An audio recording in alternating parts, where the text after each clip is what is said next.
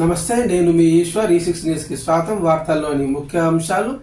చెరువుల అభివృద్ధి సుందరీకరణలో భాగంగా షేర్లింగంపల్లి డివిజన్లో గల గోపి చెరువును GHMC మేయర్ శ్రీమతి గద్వాల విజయలక్ష్మి, జోనల్ కమిషనర్ ఉపేందర్ రెడ్డి మరియు సంబంధిత అధికారులతో కలిసి గోపి చెరువును సందర్శించారు.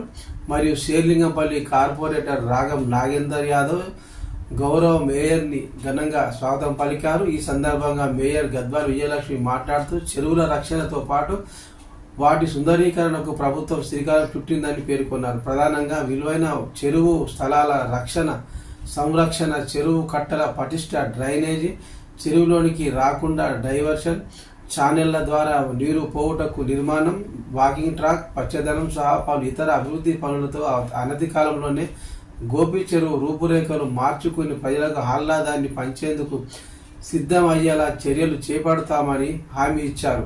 వర్షాకాలంలో ఇంటి పరిసరాల పారిశుద్ధ్య పట్ల ప్రత్యేక శ్రద్ధ తీసుకోవాలని, రోగాల బారిన పడకుండా జాగ్రత్తలు తీసుకోవాలని సూచించారు. రోగాల బారిన పడకుండా గోపీనగర వాసులకు స్వయంగా ఇంటింటిని సందర్శించి వారికి అవగాహన కల్పించారు. తర్వాత నల్లగండ్ల చెరువును సందర్శించారు. మేయర్ వెంట కార్పొరేటర్ రాగం నాగేందర్ యాదవ్ ఉన్నారు. ఈ కార్యక్రమంలో CI Palavilli, SI Raghu, irrigation department engineers, sanitation department అధికారులు మరియు సిబ్బంది, గోపీనగర్ వాసులు, యాదవ్ గౌడ్, గోపాల్ యాదవ్, సైదులు, తుకారం తదితరులు పాల్గొన్నారు.